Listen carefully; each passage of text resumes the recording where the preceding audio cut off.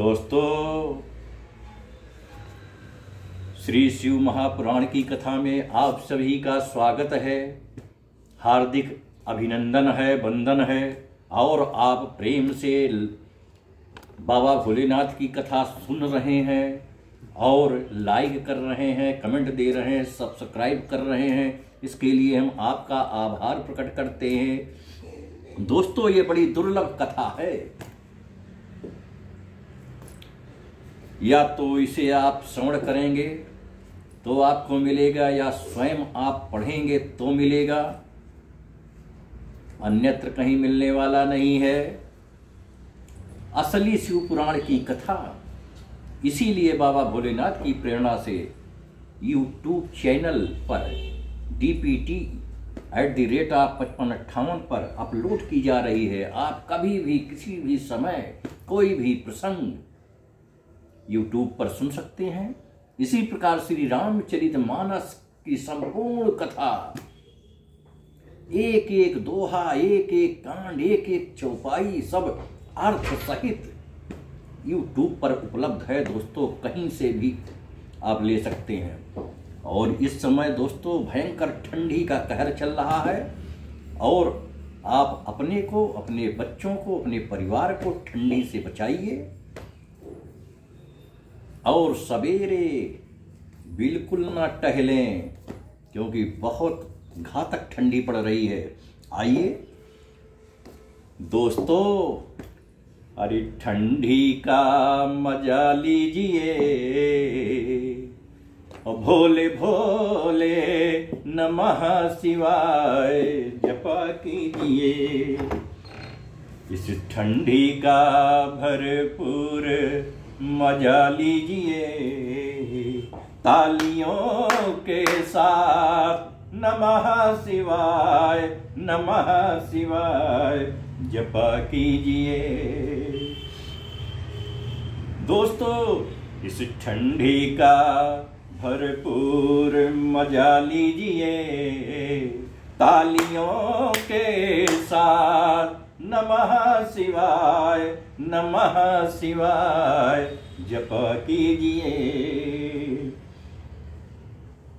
नमः शिवाय नमः शिवाय जपा कीजिए।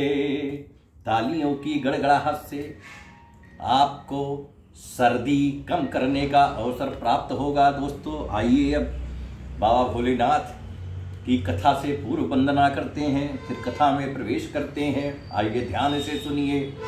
ओम गजाननं भूतगणाधिसेवितं कपित्थजम्बो फलचारुभक्षणं औमाश्रितं शोकविनाशकारकं नमामि विघ्नेश्वर पादपङ्कजम्। अवादिशक्ति महामाये दिव्य ज्ञान स्वरूपिणी और नव दुर्गे जगन्माते प्रणमामि मुहुर्मुहुः। कर्पूर गौरम करुणावतारम संसार सारम भुजगेन्द्रहारम सदा वसंतं हृदय रविंदे भवं भवानी सहितं नमामि।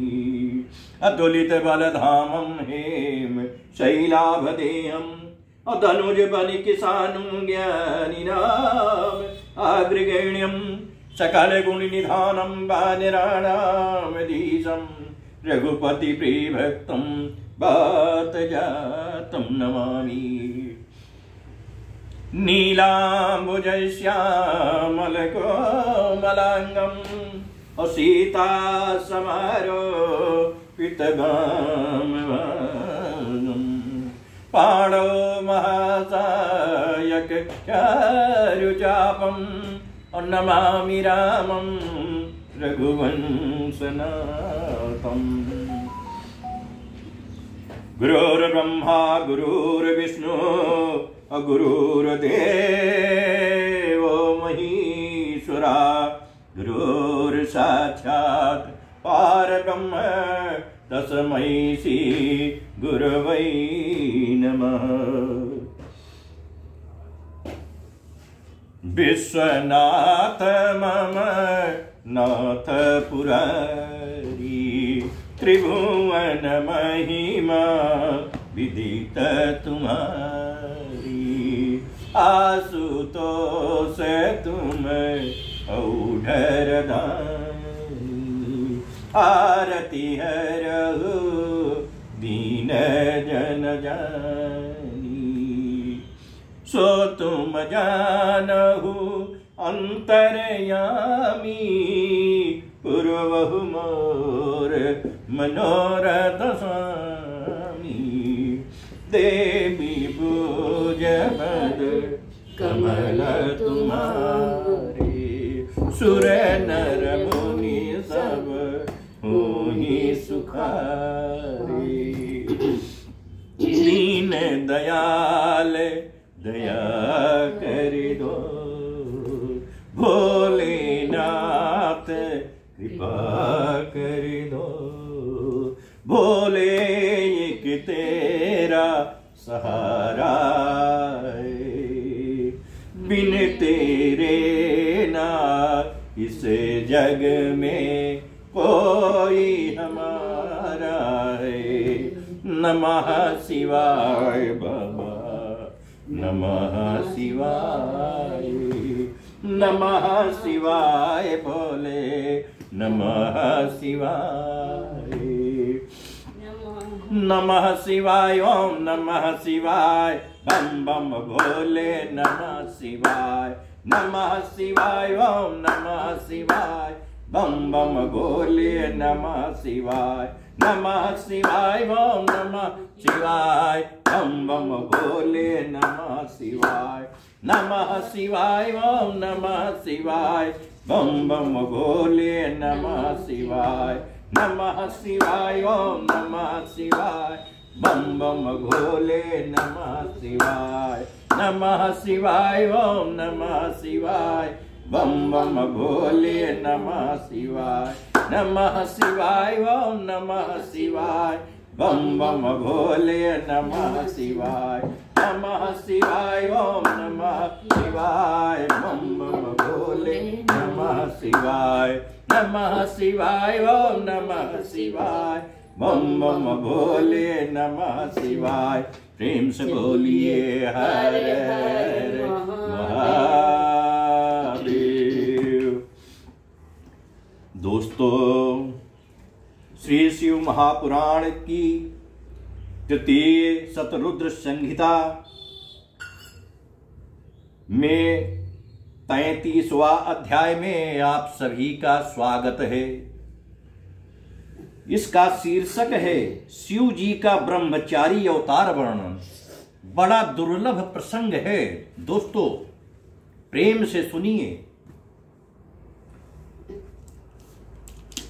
नंदीश्वर बोले, हे सनत कुमार, अब परमात्मा शिव के परम पावन जटिल अवतार को प्रीति सहित सुनिए। जब दक्ष पुत्री सती अपने पिता से अपमानित हो उन्हीं के यज्ञ में शरीर त्याग कर हिमाचल के घर मैना से उत्पन्न हुई, तब सखियों के साथ वन में जाकर विहार करने लगी। फिर तो नाना लीला विशारद शंकर जी ने उनके तप की परीक्षा के लिए जहां पार्वती जी तप कर रही थी वहां सप्तर्षियों को भेजा। वे सप्तर्षि वहां जाकर अच्छी तरह यत्न पूर्वक पार्वती जी की परीक्षा करने लगे, परंतु उस परीक्षा में उन्हें पूर्ण सफलता नहीं मिली। वे शिव जी के पास लौट उन्हें नमस्कार कर सारा वृतांत कहा और उनकी आज्ञा ले स्वर्ग लोक को चले गए। सप्तर्षियों के चले जाने पर उत्पत्तिकर्ता शंकर जी ने स्वयं ही पार्वती के भाव की परीक्षा करने की इच्छा की। उन्हें प्रसन्नता हुई, उन्होंने इच्छा का समन किया। जब इच्छा शांत हो गई तो उन्होंने अद्भुत से भी अद्भुत एक ब्रह्मचारी का रूप बनाया। वे एक अत्यंत वृद्ध ब्राह्मण का शरीर धारण किए। भगवान शंकर उत्कंठित हो देवी को देखने के लिए उनके समीप पहुंचे। तब दंड और चर्म से युक्त शांत स्वरूप उन अद्भुत तेज वाले ब्राह्मण को, जो ब्रह्मचारी वेश धारण किए और वृद्ध, जटिल और कमंडलधारी थे, अपनी ओर आते देख पार्वती ने सब सामग्री उठाकर उनकी यथोचित पूजा की। फिर सादर प्रेम पूर्वक कुशल पूछी कि आप कौन हैं और कहां से आए हैं। पार्वती के इस प्रकार पूछने पर वो ब्रह्मचारी ब्राह्मण पार्वती के भावों की परीक्षा के विचार से बोला है, मैं स्वेच्छा से विचरण करने वाला एक ब्रह्मचारी ब्राह्मण तथा तपस्वी हूं, जो दूसरों को सुख देता हूं, इसमें कोई संशय नहीं है। ऐसा कहते हुए अपने रूप को छिपाए हुए ब्रह्मचारी भेष में भगवान शंकर पार्वती के पास जा बैठे और बोले, हे महादेवी, क्या कहूं, कुछ कहा नहीं जाता है। बड़ा अनर्थकारी महाविकृत वृतांत दिखाई पड़ता है। तुम इस नवीन अवस्था में, जबकि तुम सब सुंदर भोगों के साधनों के योग्य और अनेक उपचारों द्वारा सुख की कारण हो, तब व्यर्थ ही क्यों तप कर रही हो। तुम कौन हो, किसकी पुत्री हो और किस कारण इस निर्जन वन में ये कठिन तप कर रही हो, जो कि प्रेतात्मा मुनियों से भी नहीं हो सकता है।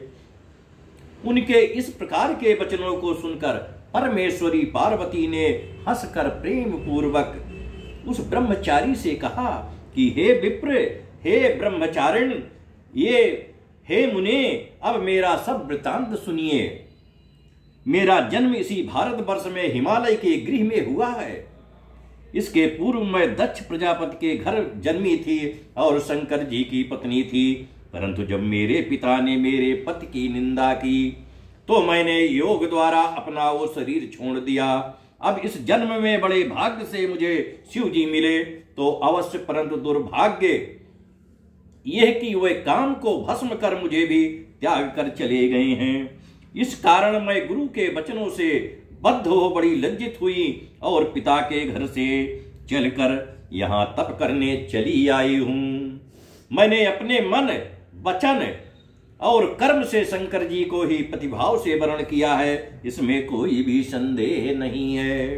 यद्यपि मैं जानती हूं कि यह वस्तु दुर्लभ है, उसका मिलना कठिन है, तथापि उत्सुकतावश मैं अपने तप में लीन हूं।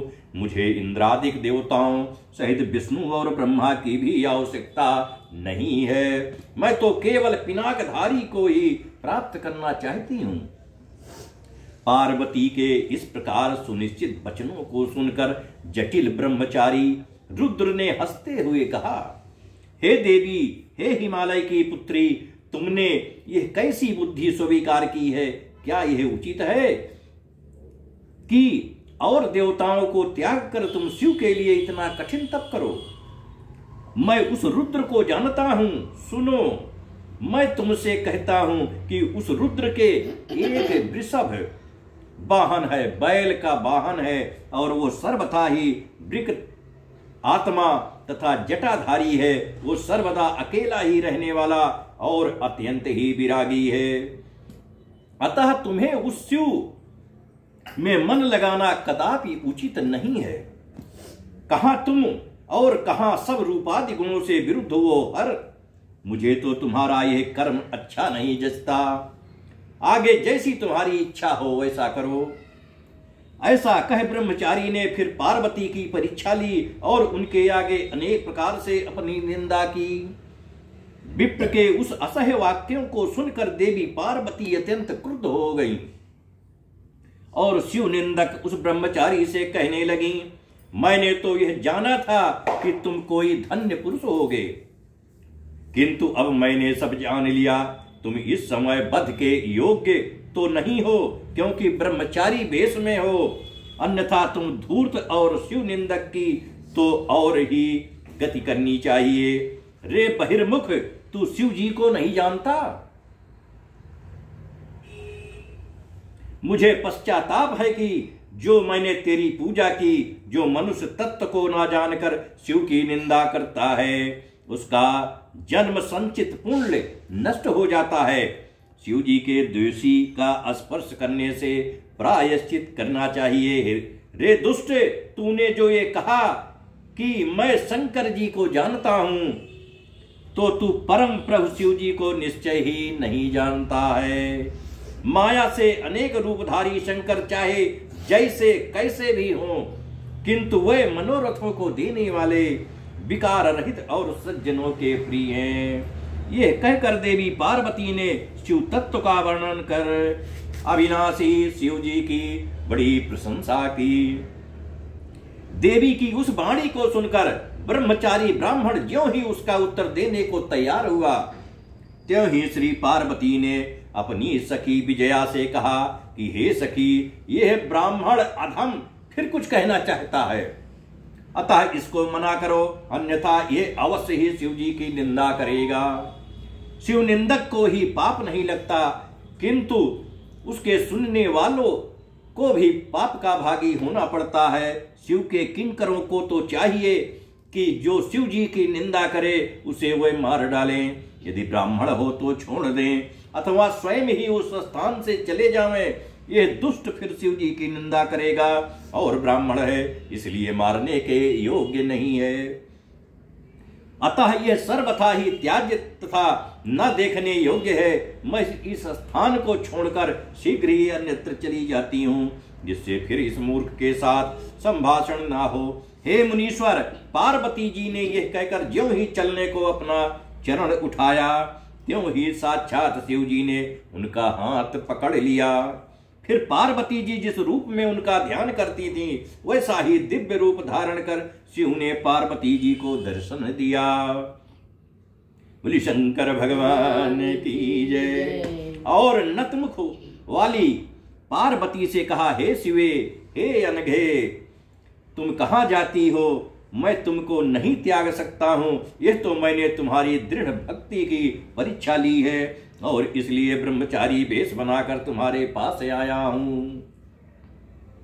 जो इच्छा हो वर मांगो, तुम्हारे लिए कुछ भी अदेय नहीं है। आज मैं तेरे तप से तेरा दास हूं। तुम्हारी सुंदरता को देखे बिना मुझे एक एक क्षण युग के समान व्यतीत होता है। हे प्रिय, अब लज्जा त्याग दो, क्योंकि तुम मेरी सनातन से पत्नी हो। आओ, मैं तुम्हारे साथ शीघ्र ही कैलाश पर चलता हूं। जब देवेश ने इस प्रकार कहा तो पार्वती जी अति मुदित हुई और कठिन तप का सारा दुख भूल गईं और शिव जी के उस दिव्य रूप को देख कर लज्जा से नीचे मुख करके प्रेम पूर्वक प्रभु से बोली, हे देवेश, यदि आप प्रसन्न हैं और मुझ पर कृपालु हैं तो मेरे पति हो जाइए। फिर तो शिव जी ने सविधि पार्वती का पाणी ग्रहण किया और कैलाश की यात्रा की। इस प्रकार शिव के ब्रह्मचारी अवतार का मैंने आपसे वर्णन किया। जो इस पाप रहित उत्तम कथा को सप्रेम सुनेगा वो सुखी होकर उत्तम गति को प्राप्त करेगा।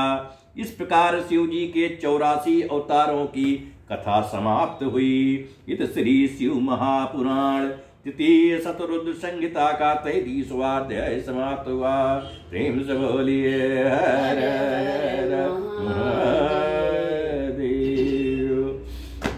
नमः शिवाय बाबा, नमः शिवाय, नमः शिवाय भोले, नमः शिवाय, नमः शिवाय, ओम नमः शिवाय, बम बम भोले, नमः शिवाय, नमः शिवाय, ओम नमः शिवाय, बम बम भोले, नमः शिवाय, नमः शिवाय, ओम नमः शिवाय, बम बम भोले, नमः शिवाय, नमः शिवाय, ओम नमः शिवाय, बम बम भोले, नमः शिवाय, नमः शिवाय, ओम नमः शिवाय, बम बम भोले, नमः शिवाय, नमः शिवाय, ओम नमः शिवाय, बम बम भोले, नमः शिवाय, नमः शिवाय, ओम नमः शिवाय, बम बम भोले, नमः शिवाय,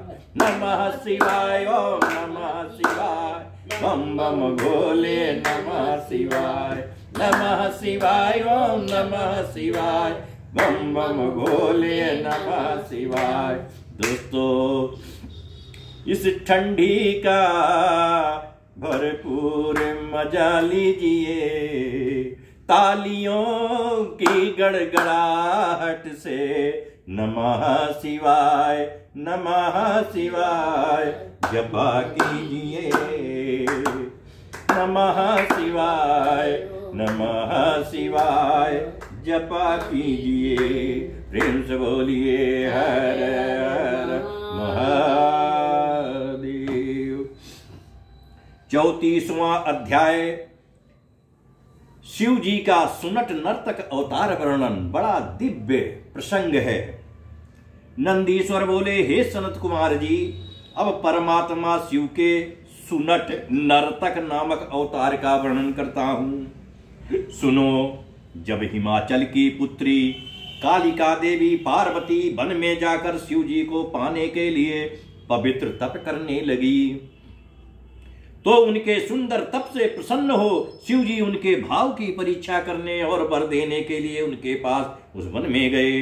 वहां उन्होंने पार्वती को अपना स्वरूप दिखाकर वर मांगने के लिए कहा। उनके ऐसा कहने और उनके उत्तम रूप को देखकर वे हर्षित हो प्रणाम कर बोली, हे देवेश, यदि आप प्रसन्न हैं और मुझे वर देना चाहते हैं तो हे ईशान, आप मुझ पर कृपा कर मेरे पति होइए। हे प्रभु, आपकी आज्ञा से अब मैं अपने पिता के घर जाती हूँ। आप भी मेरे पिता के पास जाइए और अपने शुभ यश को कहकर उनसे मुझे मांगिए, जिससे मेरे पिता का गृहस्थ धर्म सफल होए, और जब वो स्वीकार कर लेवे तो देवों की कार्य सिद्धि के लिए यथाविधि मेरे साथ विवाह कर लीजिएगा। इस प्रकार आप मेरा मनोरथ पूर्ण कीजिए। हे विभो, आप सर्वदा विकार रहित और भक्त वत्सल नाम वाले हैं, और मैं तो सर्वदा से आपकी भक्ता हूं। जब पार्वती ने ऐसा कहा तब शंकर जी ने तथास्तु कहकर कैलाश की यात्रा प्रारंभ की। पार्वती अपने पिता के घर चली गई। पार्वती का आगमन सुन मैना और परिवार सहित हिमाचल अपनी पुत्री को पहले ही देखने गए। सुस्वागत कर लाए, महोत्सव किया। मैना और हिमाचल ने ब्राह्मण आदि को बहुत साधन दिया, वेद ध्वनि पूर्वक मंगलाचार्य कराया। जब एक दिन हिमाचल गंगा स्नान को गए थे तो इसी अवसर पर सुंदर नट नर्तक का वेश धारण कर शिव जी मैना के पास गए। उनके बाएं हाथ में लिंग और दाहिने हाथ में डमरू विराजमान था, तथा जो लाल वस्त्र पहने और पीठ पर गुदड़ी डाले थे। तब ऐसा नट का रूप धारण कर शिव जी बड़े आनंद के साथ मैना के आंगन में आकर अनेकों प्रकार के नृत्य और सुमनोहर गान करने लगे। वे अपने सींग और डमरू को बड़ी ध्वनि के साथ बजाते और अनेक प्रकार की मनोहर लीलाओं को करते, जिन्हें देखने के लिए सारे नगर के आबाल वृद्ध नर नारी सहसा वहां आ गए। सबको शिव जी ने अपने मनोहर नृत्य और गान से बस में कर लिया। मैना प्रसन्न हो शीघ्र ही स्वर्ण के पात्र में रत्नों को भरकर स्वयं ही देने चली, परंतु शिव जी ने उन रत्नों को कदापि स्वीकार नहीं किया और भिक्षा में पार्वती को मांगा, तथा फिर नाचने और गाने लगे। नट नर्तक के इन वचनों को सुन मैना क्रोधित हो उसे अपने वचनों से ताड़ित कर घर से निकालने लगी। इसी समय हिमाचल भी गंगा से लौट आए और आंगन में उस भिक्षुक को देखा, तथा मैना से सब वृतांत सुन वे कुपित हो गए और अनुचरों को आज्ञा दी कि इस भिक्षुक को बाहर निकाल दो, परंतु कई प्रयत्न करके भी कोई उसे बाहर ना निकाल सका, क्योंकि वह भिक्षुक अपनी अनेक लीलाओं में चतुर और अनंत प्रभाव वाला था। वो तत्क्षण ही गिरिराज को विष्णु रूप में फिर सूर्य रूप में पार्वती के साथ हंसते हुए अपने सुंदर तेज में दिखाई पड़ा और उन दोनों से भिक्षा रूप में पार्वती को मांगा, तथा और कुछ ग्रहण न किया। पश्चात गुप्त हो पार्वती की आज्ञा से अपने धाम को चले गए। यह आश्चर्य देख गिरजा सहित मैना को सुंदर ज्ञान पैदा हुआ और वह पश्चाताप करने लगी। उन्होंने कहा, हमें अपनी सुंदर कन्या तपस्विनी पार्वती को उन्हें दे देना चाहिए था। इस प्रकार विचार करते हुए उन दोनों की शिव में पराभक्ति हो गई। फिर तो भक्तों के सुखदाता शंकर ने महालीला करके प्रेम पूर्वक यथाविधि पार्वती से विवाह किया। इस प्रकार सुनट नर्तक नट नामक शिव का अवतार कहा, जिसने कि पार्वती के वाक्यों को पूर्ण किया। शिव का यह सुनट नर्तक अवतार नामक अध्याय सर्व पाप नाशक और परम गतिदायक है। इति श्री शिव महापुराण तृतीय शतरुद्र संहिता का 34वां अध्याय समाप्त हुआ। प्रेम से बोलो हर हर महादेव।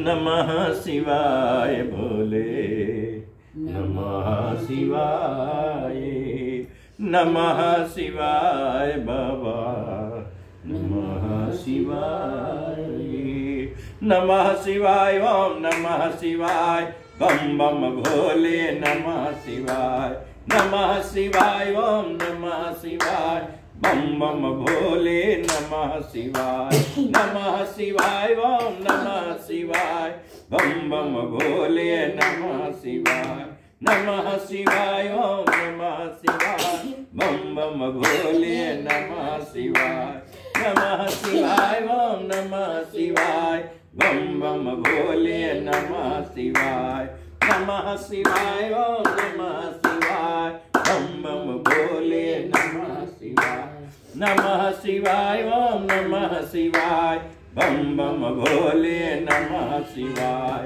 नमः शिवाय, ओम नमः शिवाय, बम बम भोले नमः शिवाय, नमः शिवाय, ओम नमः शिवाय, बम बम भोले नमः शिवाय, नमः शिवाय, ओम नमः शिवाय, बम बम भोले नमः शिवाय।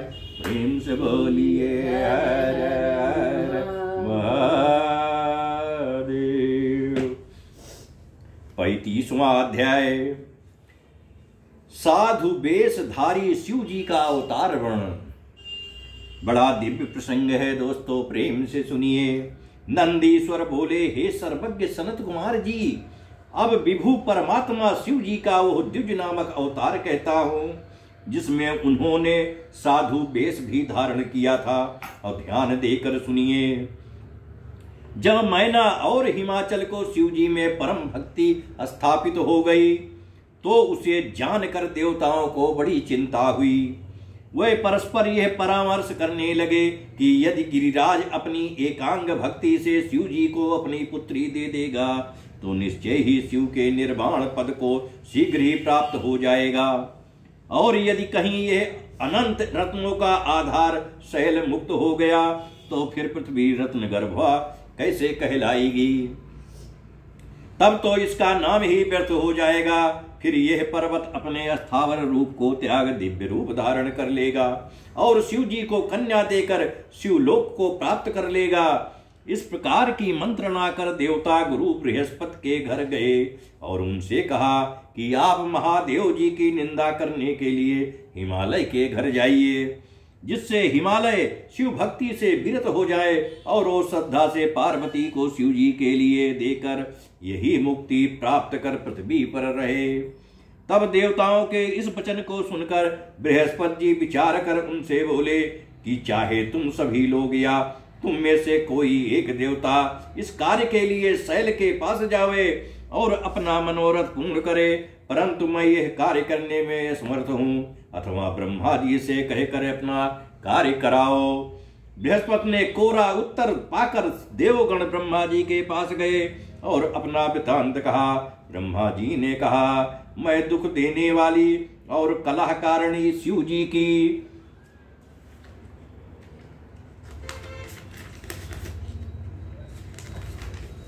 निंदा नहीं करूंगा। तुम सब स्वयं कैलाश पर जाकर शंकर को प्रसन्न कर उन्हीं को हिमालय के घर भेजो। भगवान शंकर ही हिमालय पर जाकर वहां अपनी निंदा करें, क्योंकि पर निंदा विनाशक है, और यदि कोई स्वयं ही अपनी निंदा करता है तो उसे यश होता है।